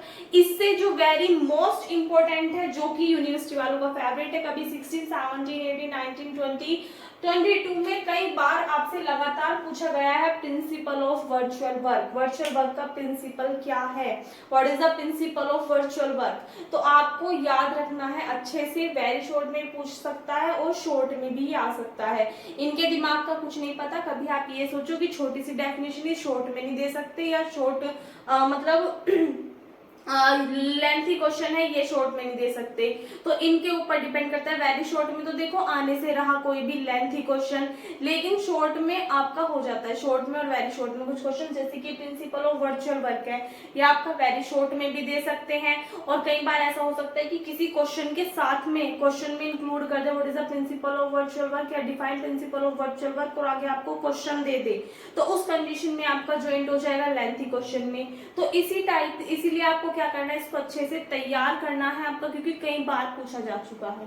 क्या है प्रिंसिपल ऑफ वर्चुअल वर्क, जो the necessary and sufficient condition, जो नेसेसरी और सफिशिएंट कंडीशन होती है किसके लिए, प्रिंसिपल ऑफ वर्चुअल वर्क के लिए, वो क्या है, अ पार्टिकल और अ रिजिड बॉडी, या तो कोई पार्टिकल या फिर कोई भी rigid body acted upon by a system of coplanar forces be in equilibrium, यानी कि कोई भी पार्टिकल है या कोई भी क्या है, रिजिड बॉडी है जो कि क्या कर रही है, एक्ट कर रही है किस पे, सिस्टम ऑफ कोप्लेनर फोर्सेस पे। तो उस कंडीशन में ये जो पार्टिकल है या रिजिड बॉडी जो भी आप ले रहे हो वो कैसा होना चाहिए, इक्विलिब्रियम में होना चाहिए। ठीक है, is that the algebraic sum of the virtual work. तो प्रिंसिपल ऑफ वर्चुअल वर्क क्या कहता है कि जो एल्जेब्रिक सम है किसका, वर्चुअल वर्क का वो क्या होगा, done by the forces. Virtual work क्या होता है, वो वर्क जो कि फोर्सेस के द्वारा किया जाता है, किसमें, ड्यूरिंग द स्मॉल डिस्प्लेसमेंट, बहुत छोटे से डिस्प्लेसमेंट के थ्रू। अभी प्रॉपर वे में अलग से बता दूंगी वर्चुअल वर्क क्या है, एक बार पहले इसको समझ लीजिए। By the forces during any small displacement, किसी भी स्मॉल डिस्प्लेसमेंट के टाइम पे, किसी छोटे से डिस्प्लेसमेंट के दौरान जो भी वर्क किया जाता है उसको आप क्या बोलते हो, वर्चुअल वर्क बोलते हो। कंसिस्टेंट, वो कंसिस्टेंट होगा with the geometrical condition of system, system की ज्योमेट्रिकल कंडीशंस के साथ में, is zero to the first degree of approximation. तो फर्स्ट डिग्री ऑफ अप्रोक्सीमेशन की क्या होगा, जीरो के इक्वल होगा, यानी कि जो अलजेब्रिक सम होगा किसका, वर्चुअल वर्क का। वर्चुअल वर्क कब किया गया है, जब कोई भी छोटा सा क्या हुआ हो, डिस्प्लेसमेंट हुआ हो, उस कंडीशन में। तो ये किसके इक्वल होगा, अप्रोक्सीमेशन की जीरो डिग्री के, फर्स्ट डिग्री के जो अप्रोक्सीमेशन की फर्स्ट डिग्री है उसमें जीरो के इक्वल होगा। ठीक है, तो ये आपको याद रखना है। एक बार दोबारा से समझ लीजिए कि जो नेसेसरी और सफिशिएंट कंडीशन है वो क्या है, कि कोई भी पार्टिकल या फिर कोई भी रिजिड बॉडी अगर एक्ट कर रही है किस पे, सिस्टम ऑफ कोप्लेनर फोर्सेस पे, एक सेकंड मैंने उल्टा बता दिया, सॉरी, कि अगर कोई भी पार्टिकल या फिर रिजिड बॉडी है जिसपे कोई भी system of coplanar forces act कर रहा है, जो फोर्स लगेंगे वो किस पे लगेंगे, पार्टिकल पे या रिजिड बॉडी पे। भाई कोई बॉडी किसी पे फोर्स थोड़ी लगाएगी, फोर्स ही तो लगेगा बॉडी के ऊपर। तो यहाँ पे लैंग्वेज पढ़ने में थोड़ी सी मिस्टेक हो गई, कि कोई भी पार्टिकल या फिर रिजिड बॉडी जिसपे सिस्टम ऑफ कोप्लेनर फोर्सेस लग रहे हैं, कार्य कर रहे हैं, तो वो कैसी होंगी, इक्विलिब्रियम में होंगी। और इसके लिए जो अलजेब्रिक सम होगा किसका, वर्चुअल वर्क का, जो कि किया गया है किसमें, जब स्मॉल डिस्प्लेसमेंट हुआ है किसी भी कार्य में, मतलब बहुत ही छोटा सा डिस्प्लेस। सपोज दैट मान लो कोई भी चीज है, ठीक है, ये यहाँ रखी है, अगर मैं कहूँ कि यहाँ से यहाँ तक की जो दूरी है उसको क्या कहोगे आप, डिस्प्लेसमेंट, विस्थापन। लेकिन अगर मैं कहूँ ये हल्का सा यहाँ से बस यहाँ पे आई है, ठीक है, मतलब जैसे कि ये कोई भी यहाँ पे रखा हुआ है मार्कर, इसे हल्का सा टच कर दिया और ये इधर हो गया, मतलब बहुत ही छोटा सा नन्ना सा डिस्प्लेसमेंट हुआ है किसी भी काम में, तो उस कंडीशन में वहां पे जो वर्क हुआ है उस वर्क को आप क्या कहोगे, वर्चुअल वर्क। यानी कि बहुत ही छोटे से डिस्प्लेसमेंट के कारण जो कार्य हुआ है उसको, कार्य को आप क्या कहते हो, वर्चुअल वर्क कहते हो। ठीक है, तो कहा थे हम, the algebraic sum of virtual work, virtual work का जो अलजेब्रिक सम होगा, और वर्चुअल वर्क कौन सा, जो कि किया गया है फोर्सेस के द्वारा, कब, जब स्मॉल, बहुत ही छोटा सा डिस्प्लेसमेंट हुआ है उस कंडीशन में, तो वो कंसिस्टेंट होगा। और सिस्टम की जो ज्योमेट्रिकल कंडीशंस होंगी उनके साथ में कैसा होगा, कंसिस्टेंट होगा, और किसके इक्वल होगा, जीरो के इक्वल होगा, with first degree of approximation. ठीक है, तो ये क्या था आपका प्रिंसिपल था वर्चुअल वर्क का, इसको याद कर लेना अच्छे से, एग्जाम में आपसे पूछ सकता है। एक बार इसका स्क्रीनशॉट लीजिए, फिर क्वेश्चंस करते हैं। देखिएगा, वर्चुअल वर्क के क्वेश्चंस को देख के आपको इजीली पता चल जाएगा कि ये इस चैप्टर के हैं। सबसे पहली बात, इनमें जो आपको टर्म्स देखने के लिए मिलेगी क्वेश्चंस में वो क्या होगी, वेट, टेंशन, थर्स्ट, ये दोनों क्या है, एक तरीके के फोर्स ही होते हैं। तो ये क्या होते हैं, अप्लाई किए जाते हैं किसी भी स्ट्रिंग पे, किसी भी चीज पे। तो आपको ध्यान रखना, अगर आपको डीपली इसको पढ़ना है तो एक प्रॉपर लेक्चर में मैंने बताया हुआ है कि ये सब क्या होते हैं फर्स्ट चैप्टर के में, तो आप वो वाली वीडियो देख लेना। बट फिलहाल इतना डीप पढ़ने की जरूरत नहीं, बिकॉज कल आपका एग्जाम है, तो ऊपर से पढ़ लो। तो अगर आपको ये तीनों टर्म्स देखने के लिए मिल जाए मोस्टली, तो आप समझ जाओगे किसका वर्चुअल वर्क का क्वेश्चन है। अब इनमें एक चीज का ध्यान रखना, जो फॉर्मूला होता है वो होता है अगर W के लिए तो W into del L. W क्या होगा यहाँ पे, वेट, और ये वेट जिस पर भी लगाया जाएगा, किसी रोड पे या फिर किसी पर भी, तो ये क्या होगी, उसकी लेंथ होगी। समझ में आई बात। मान लीजिए कोई भी रोड है, इन दोनों पॉइंट से अटैच्ड है, तो इस रोड की जो, मान लिया इस पे क्या कर रहा है, कोई भी वेट अप्लाई हुई, या फिर इस रोड का खुद का कोई वेट है, तो वेट इंटू इसकी जो लेंथ होगी उसका आप क्या करोगे, डिफरेंशिएशन करोगे। समझ में आ गई बात। तो वेट के लिए ये वाला फॉर्मूला। उसके बाद में बात करते हैं टेंशन की। तो टेंशन और थर्स्ट के लिए दोनों में क्या याद रखना है आपको, T इंटू डेल एल, क्योंकि थर्स्ट को भी T से रिप्रेजेंट करोगे और टेंशन को भी। बस डिफरेंस क्या आ जाएगा, जब आपको टेंशन कहे तो आपको माइनस साइन लेना है और थर्स्ट कहे तो प्लस साइन। ये क्या बताया मैंने, एक टाइप के फोर्स ही होते हैं, तो ये जिस पे भी लगेंगे किसी रोड पे, स्ट्रिंग पे, किसी पर भी, उसकी कुछ ना कुछ लेंथ भी तो होगी। तो L किसको रिप्रेजेंट कर रहा है? लेंथ को। और ये यहाँ पे T क्या है? थर्स्ट और टेंशन को रिप्रेजेंट करे। तो टेंशन होगी, माइंड में क्या आएगी? निगेटिविटी आएगी। निगेटिविटी आएगी तो आप क्या लिखोगे? माइनस साइन लिखोगे। समझ में आ गई बात? और जहां पे टेंशन ही नहीं होगी वहां पे पॉजिटिविटी आएगी। आप सब कुछ अच्छा करके आओगे एग्जाम में, तो इसमें क्या लोगे? Plus sign. ध्यान रहेगा, टेंशन तो माइनस साइन, थर्स्ट है तो प्लस साइन। क्लियर है? इसी के अकॉर्डिंग अब अपने क्वेश्चन पे चलते हैं। क्वेश्चन में आपसे, वैसे तो बहुत इजी क्वेश्चन है इस चैप्टर के, अगर आपने लैंग्वेज पढ़नी सीख ली ना और आपने एक बार पकड़ लिया क्वेश्चन में क्या कहा है, तो आप इजीली कर सकते हो। क्वेश्चन को ध्यान से पढ़िएगा। 4 rods of equal weight W form a rhombus ABCD, यानी कि 4 रोड्स हैं। मान लीजिए रोड क्या है, कोई भी, जैसे कि ये है, दो और ले ली, तो ये मिलकर के क्या बना रही है? रोम्बस बना रही है। रोम्बस आपका किस टाइप का होता है? इस टाइप का होता है। ठीक है, तो इन्होंने क्या कहा? 4 रोड्स मिलकर के रोम्बस बना रही है, तो वही बना लीजिए।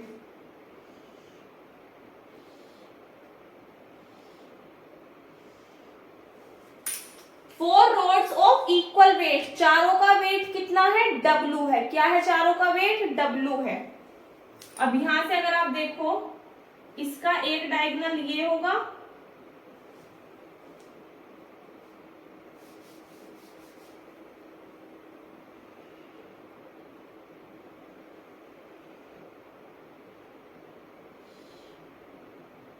और एक डायगोनल ये वाला होगा।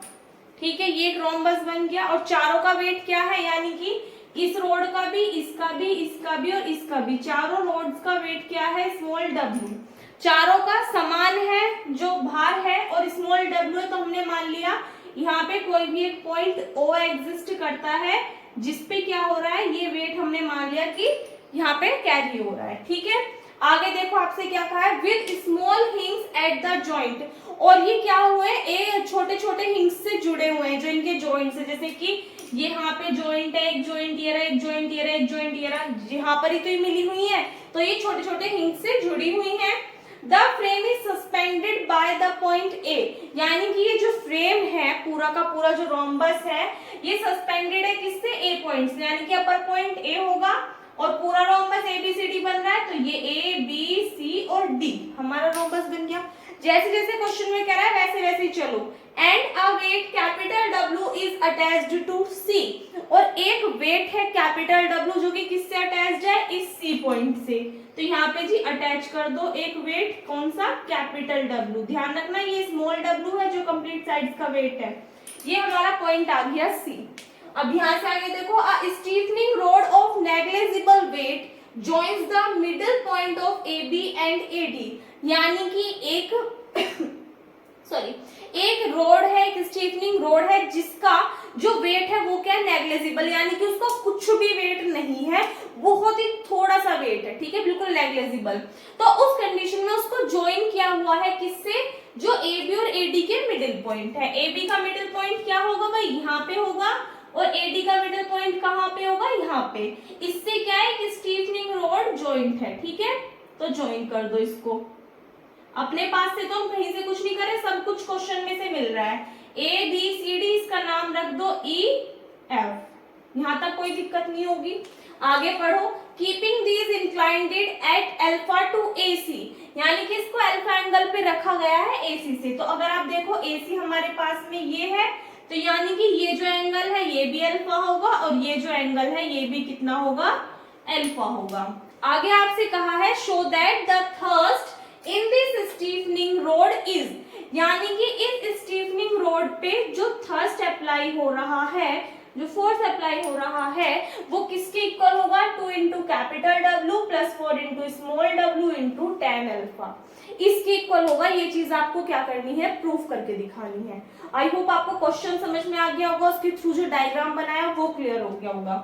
वीडियो को रिवर्स करके देख लेना अगर समझ में ना आए तो। उसके बाद में इसको सॉल्व करते हैं।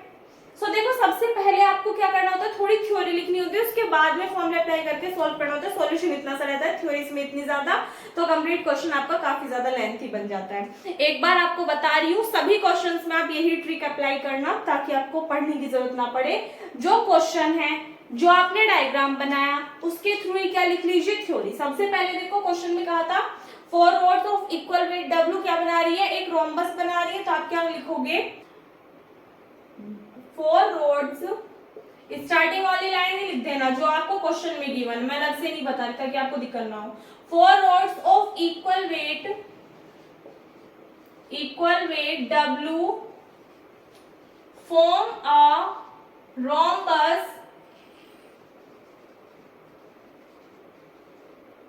ABCD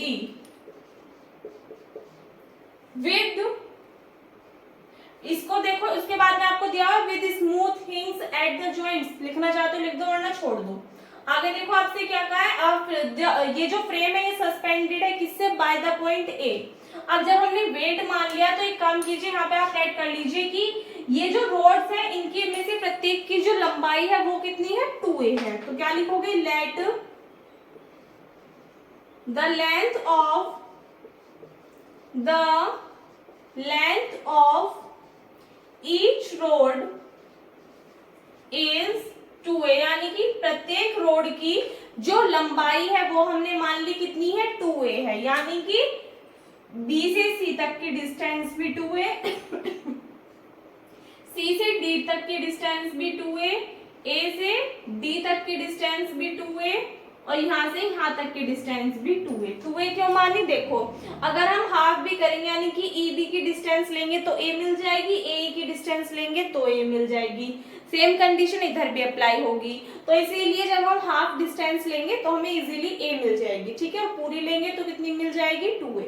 तो हमने मान लिया कि प्रत्येक रोड की जो लंबाई है वो कितनी है, 2a है। आगे आप लिखोगे the frame is suspended, next line से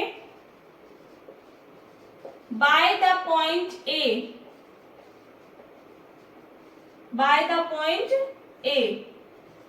उसके बाद में आप लिखोगे कि ये जो वेट है 4W ये किस पे वर्क कर रहा है, जो पॉइंट ए है। तो क्या लिखोगे आप, late 4W be the total weight which is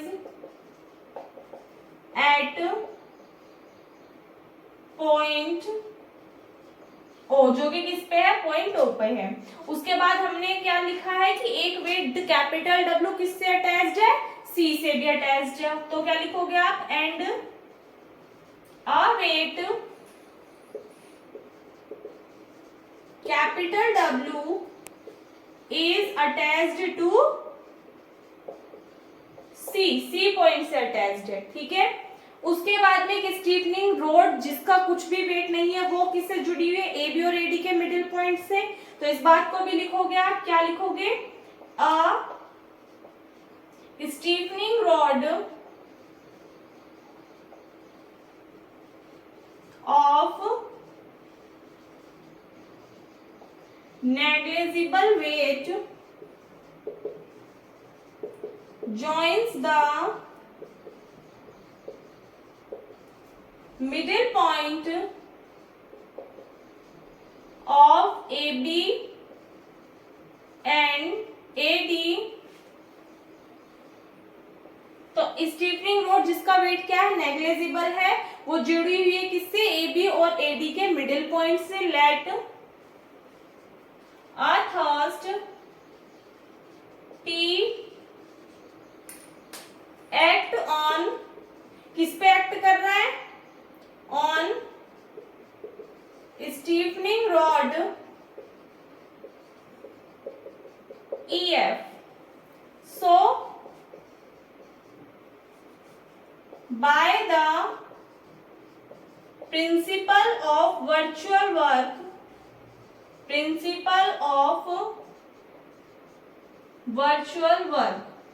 तो अब देखो इतना सब कुछ जो भी मैंने लिखा है कुछ अलग से बाहर से तो नहीं लिखाया, कुछ हमने क्वेश्चन की हेल्प ले ली, कुछ हमने डायग्राम की हेल्प ले ली। अब फॉर्मूला क्या बनेगा, यहाँ से देखो क्या क्या हो रहा है, यहाँ पे वेट है, थर्स्ट है और एक वेट कैपिटल W है, ये तीन चीजें हैं।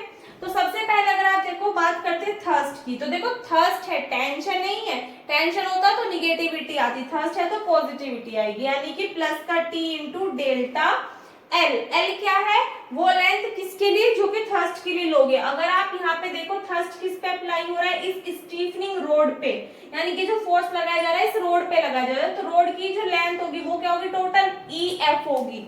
क्या होगी, टोटल ई एफ। तो हमें क्या चाहिए होगी, ई एफ की वैल्यू चाहिए यहाँ पे, ठीक है। उसके बाद में फिर प्लस साइन, 4W जो वेट है वो किस पे लगाया जा रहा है, इस ओ पॉइंट पे। तो ओ पॉइंट क्या है, गहराई है, मतलब जो ओ पॉइंट है ये गहराई है किससे, ओ पॉइंट से, यानी कि हमें ए से ओ तक की क्या चाहिए, यहाँ पे लेंथ चाहिए। तो क्या लिखोगे, 4W इंटू डेल्टा ए ओ। इसके बाद में आगे चलो, एक कैपिटल वेट W अटैच्ड है किससे, सी पॉइंट से। तो इसके लिए हमें क्या चाहिए, ये कहां से आ रहा है, ऊपर ए से सी तक अटैच्ड है, तो हमें जो लेंथ चाहिए वो किसकी चाहिए, ए सी की। तो जो कैपिटल W है वेट, उसके लिए कितना आ जाएगी लेंथ, ए इंटू सी। और इन सभी को ऐड करके किसकी इक्वल पुट करोगे आप, 0 की। ये आ गई आपके पास में इक्वेशन फर्स्ट। इसमें ई एफ, ए ओ और ए सी की वैल्यूज निकाल करके पुट करके सोल्व करोगे तो आपका आंसर आ जाएगा। मैं आपको धीरे धीरे बता रही हूँ ताकि बाकी के क्वेश्चंस आपको अलग वीडियो से, वैसे तो उनमें भी क्लियरली बताया हुआ है, बट फिर भी आपको अच्छे से समझ में आ जाए, क्योंकि एक दिन का टाइम है, पूछोगे भी तो कैसे। यहाँ से आगे देखिएगा, अब ई एफ की वैल्यू हमें निकालनी है, तो यहाँ पे आपको थोड़ा सा माइंड यूज करना पड़ेगा। ई एफ की वैल्यू निकालेंगे कैसे, यहाँ से देखो ये हमारे पास में रोड है, अगर आप देखोगे ये वाली साइड और ये वाली साइड आपस में कैसी है, इक्वल है। तो किसी एक साइड की वैल्यू निकाल के उसका डबल कर दोगे आप, यानी कि दुगना कर दोगे, तो आपको इस कंप्लीट की वैल्यू मिल जाएगी। तो यहाँ से मतलब आपको इस कंप्लीट ई एफ की वैल्यू मिल जाएगी। इस पोर्शन को मैं बाहर निकाल रही हूँ, ये ए है, ये ई है, ये एफ है, ठीक है। यहाँ पे हमने माना एंगल अल्फा है, यहाँ पे एंगल अल्फा है। अगर मैं कहूँ ए से लेके ई तक की यहाँ पे जो लेंथ है कितनी है, ए, और ये भी क्या है, ए है, दोनों आपस में इक्वल। तो यानी कि अगर मैं इसमें से ये वाला, सिर्फ ये वाला ट्राइंगल की हेल्प से यहाँ से इस ई और ओ की वैल्यू निकाल लूं, तो ये जो डिस्टेंस होगी, ये कंप्लीट डिस्टेंस इसकी क्या होगी, दुगनी होगी, डबल होगी। तो जब ये निकल जाएगी तो इसमें 2 की मल्टीप्लाई कर देंगे तो ई एफ निकल जाएगा।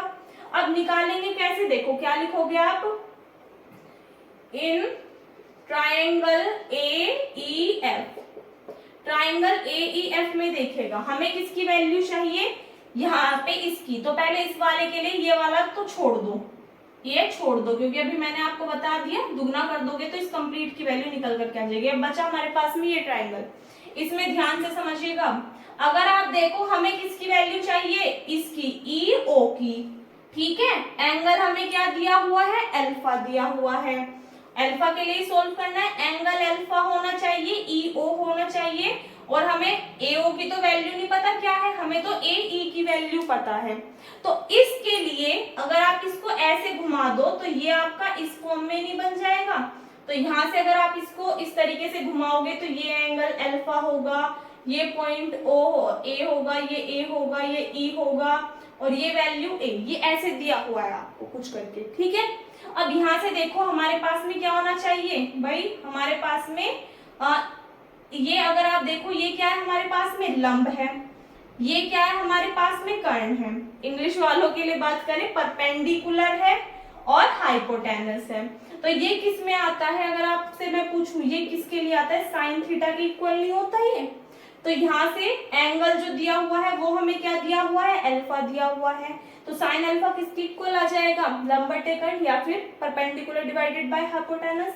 तो इससे हम क्या लिख सकते हैं कि sine alpha is equals to, perpendicular क्या है, ओ ई है, डिवाइडेड बाय, अगर मैं कहूँ हाइपोटेनस क्या है, ए ई है, ठीक है। तो ओ ई किसके इक्वल हो जाएगा, यहाँ से ओ ई किसके इक्वल आ जाएगा, इसकी इसमें मल्टीप्लाई कर दो, ए ई इंटू साइन अल्फा।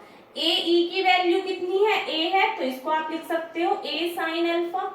यहाँ तक कोई दिक्कत नहीं है। अगर मैं आपसे कहूँ टोटल, इसीलिए अगर मैं आपसे कहूँ कि ई एफ की वैल्यू क्या होगी, तो आप कहोगे दीदी ई ओ का 2 टाइम्स, ई ओ का 2 टाइम्स किसके इक्वल होगा, ई एफ के। तो 2 इंटू ई ओ की वैल्यू कितनी आई है, ए साइन अल्फा।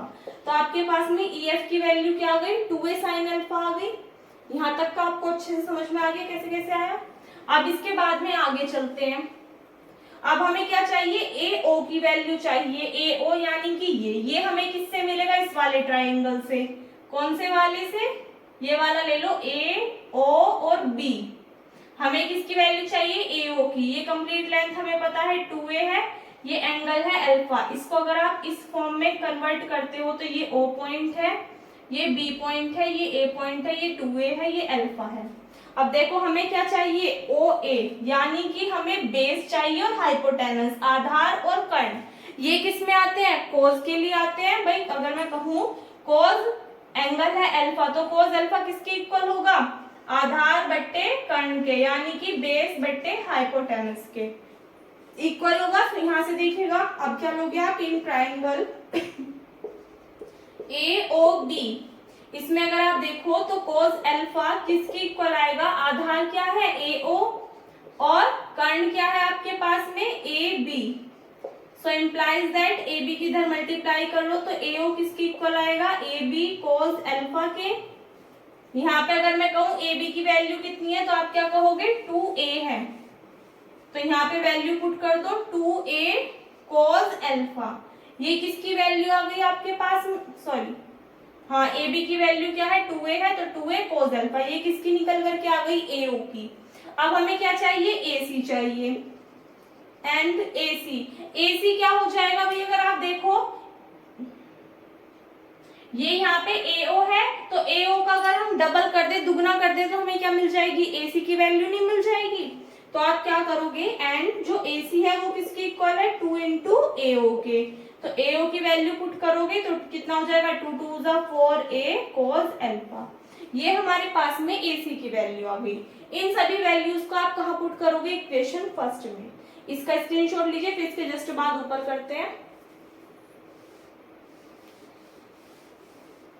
क्या लिखोगे, on putting these values in equation first. Equation first देखिएगा क्या है, t इंटू ई एफ की वैल्यू आपके पास में क्या आई है, 2a sine alpha plus 4w। AO की वैल्यू आपके पास में क्या आई है, 2a cos alpha plus capital W। AC की वैल्यू आपके पास में क्या आई है, 4a cos alpha is equals to 0। यहां से इसको सोल्व कर लेंगे। देखिएगा t into 2a constant term है, साइन अल्फा का जब आप डिफरेंशिएशन करोगे कितना आएगा, cos अल्फा, और अल्फा का करोगे तो कितना आ जाएगा आपके पास में, डेल अल्फा।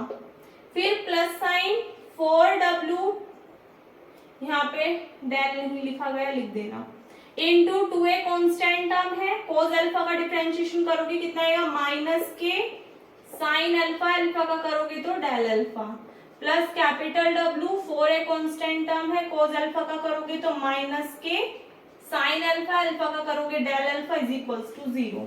जो टर्म्स कॉमन आ रहे हैं ले लीजिए, 2a यहाँ पे भी है, यहाँ पे भी है, इसके अंदर भी है, तो 2a आप बाहर ले लोगे और डेल अल्फा इन सभी टर्म्स में से है, ये भी आप बाहर ले लोगे। अंदर क्या आएगा, t into cos alpha minus 4w sine alpha minus capital W, 2a बाहर गया था तो 2 और इंटू में कितना आ जाएगा, sine alpha is equals to 0। But अगर देखा जाए तो हम क्या कहेंगे कि जो डेल अल्फा है वो 0 के इक्वल नहीं हो सकता।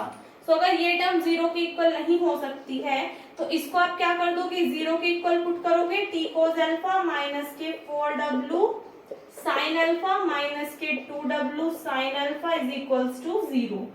दोनों टर्म माइनस किए, दूसरी साइड लेकर के जाइए, t cos alpha is equals to, हमें क्या निकालनी है, थर्स्ट, तो हमें एक्चुअल में t की वैल्यू निकालनी है। दूसरी साइड जाएंगे तो ये क्या हो जाएंगी, प्लस की 2w साइन अल्फा, कोस इधर किस में है, मल्टीप्लाई में है, इधर जाएगा डिवाइड में, तो 4w साइन अपॉन कोस कितना हो जाएगा, tan alpha, 2 capital W sine upon कोस कितना हो जाएगा, tan अल्फा। tan अल्फा दोनों में से आप कॉमन ले लोगे so T is equals to 2W plus 4 small w और tan अल्फा हमने क्या ले लिया कॉमन, और यही क्या करना था हमें इस क्वेश्चन में प्रूफ करके दिखाना था। ठीक है, इतना इजी सा क्वेश्चन है, बाकी सभी क्वेश्चंस इसके जैसे ही हैं। वीडियो के इस वाले के प्लेलिस्ट जो डिस्क्रिप्शन बॉक्स है वहां पे मैंने लिंक प्रोवाइड करा दिया है। बाकी के जो 2 से 3 क्वेश्चंस हैं उनको अपना अच्छे से कवर कर लेना, बाकी कुछ करने की जरूरत नहीं है। ये एग्जाम्पल था जो कि आपका आया हुआ था। देखो मैंने क्वेश्चंस कराए हुए, एग्जाम्पल नहीं कराए थे, इसीलिए मैं आपको जो एग्जाम्पल है वो यहाँ पे समझा रही हूँ, क्योंकि बुक से पढ़ने में समझने में दिक्कत आती है। क्वेश्चंस ऑलरेडी कराए हुए हैं तो उसमें एक्स्ट्रा टाइम हम ज्यादा वेस्ट नहीं करेंगे, क्योंकि इतना टाइम है भी नहीं, तो उनको वहां से कर लेना। क्वेश्चन नंबर लिखे हुए होंगे या फिर कंप्लीट वीडियो तो उसके अकॉर्डिंग देखनी है। देखिएगा इस बुक में बाकी के जो चैप्टर्स है, कई सारे चैप्टर्स अभी आपके बचे, जैसे कि स्टेबल और अनस्टेबल इक्विलिब्रियम हो गया, काइनेमैटिक्स इन 2 डायमेंशंस हो गया, और भी बहुत सारे चैप्टर्स हैं। तो उन चैप्टर्स में से आपको जितना करना है सिर्फ वो ही मैं आपको बता रही हूँ, फालतू एक्स्ट्रा कुछ नहीं करना। इस वाले वीडियो के डिस्क्रिप्शन बॉक्स में आप जाओगे, चैप्टर नेम लिखे हुए होंगे, उसके बाद में क्वेश्चन नंबर लिखा हुआ होगा, नीचे लिंक होगा। ठीक है, कि यानी कि क्वेश्चन नंबर जैसे कि दे दे 13 और वीडियो का लिंक, यानी कि इस वीडियो में और टाइमिंग लिखी हुई होगी प्रॉपर कि ये यहाँ से स्टार्ट है। तो यानी कि इस लिंक पे आपको सिर्फ ये वाली वीडियो देखनी है। अगर आपको लिखा हुआ है कंप्लीट वीडियो और फिर आगे लिंक है तो इसका मतलब वो कंप्लीट वीडियो देखनी है, क्योंकि क्वेश्चंस आपके बहुत सारे बैठ रहे हैं, मतलब इतने सारे नहीं बैठ रहे, लेकिन एक क्वेश्चन आपके 2 क्वेश्चन ही अभी कवर कराए और इतना ज्यादा टाइम कंज्यूम हो गया। तो अभी अगर मैं 20 से 30 क्वेश्चन आपको कराने लगूँ, वैसे 20-30 नहीं है पर, लेकिन आप मान के चलिए अगर 15 भी क्वेश्चन निकलते हैं तो बहुत सारा टाइम लग जाएगा, कम से कम 15 क्वेश्चंस में आप ये मान के चलिए कि 8 से 9 घंटे कम से कम लग जाएंगे। तो इसलिए वीडियो बहुत ज्यादा लेंथी हो जाएगी, दोबारा बनाने का बेनिफिट नहीं है। इससे अच्छा तो आप इतने पढ़ लीजिए। तो मैंने प्रॉपर वे में आपको कुछ नहीं देखना कि कहाँ जाना है कहाँ नहीं जाना, बस इस वीडियो का डिस्क्रिप्शन बॉक्स चेक कर लीजिएगा, वहां आपको मिल जाएगा सब कुछ लिखा हुआ। सिर्फ उन क्वेश्चंस को कवर कर लेना, उससे ज्यादा मत करना। एक चीज का ध्यान रखिएगा, जो इम्पोर्टेंट क्वेश्चन सीरीज मैंने आपको प्रोवाइड कराई है, जो इम्पोर्टेंट क्वेश्चन सीरीज प्रोवाइड कराई है वो सभी यूनिवर्सिटीज के लिए है, लेकिन ये जो मैराथन क्लास चल रही है इसमें जो भी बताया जा रहा है वो मेनली सीसीएस यूनिवर्सिटी के लिए है, सब्जेक्टिव वालों के लिए। ठीक है, तो ऐसे कंफ्यूज में मत रहिएगा, कभी बाकी यूनिवर्सिटी के स्टूडेंट्स देख ले तो मतलब कहने का मतलब ये कि अदर यूनिवर्सिटी के लिए इंपॉर्टेंट है, लेकिन सबसे ज्यादा कि अगर इन मैराथन क्लासेस को ही करके पास होना है तो वो मेनली सीसीएस यूनिवर्सिटी के लिए है। ठीक है, तो अगर मैराथन क्लासेस की बात करें, इनके अंदर वो क्वेश्चंस इंक्लूड हैं जो कि आपके लास्ट 4 to 5 ईयर्स में ओनली सीसीएस यूनिवर्सिटी में पूछे गए हैं, लेकिन इंपॉर्टेंट क्वेश्चन सीरीज के अंदर वो भी क्वेश्चंस इंक्लूड है जिनकी आने की पॉसिबिलिटी है इनसे अलग। समझ रहे हो बात को? इसलिए आपको दोनों अच्छे से कवर कर लेनी है अच्छे मार्क्स गेन करने के लिए, और जितना आपको बताया उतना कवर कर लीजिए, सफिशिएंट है। आई एम सॉरी कि मैं इस वीडियो में आपको सभी क्वेश्चंस नहीं करा पाई हूँ, क्योंकि अगर मैं उसकी भी स्क्रीन रिकॉर्डिंग करके भी आपको दूंगी तो भी बहुत ज्यादा टाइम लग जाएगा। तो इसलिए इससे शॉर्ट मेथड यही है कि आपको जैसा बता रही हूँ वैसा कर लीजिए, क्योंकि आपको सिर्फ समझ में आना है, वीडियो देखनी है, फिलहाल इससे ज्यादा कुछ नहीं करना। बाकी की तैयारी अच्छे से कर लीजिएगा, मेथड जैसे बताया प्रॉपर वे में लिख लेना, और सभी को डेफिनेशन जो है वो अपनी अच्छे से तैयार करनी है। बाकी अगर कोई भी दिक्कत आती है, परेशानी आती है तो आप रात तक कमेंट सेक्शन में कमेंट करके बता दीजिए, मैं कोशिश करूंगी कि उसका सॉल्यूशन आप सभी को प्रोवाइड करा पाऊँ। तो इस वीडियो में बस इतना ही, मिलते हैं नेक्स्ट वीडियो में। Thanks for watching.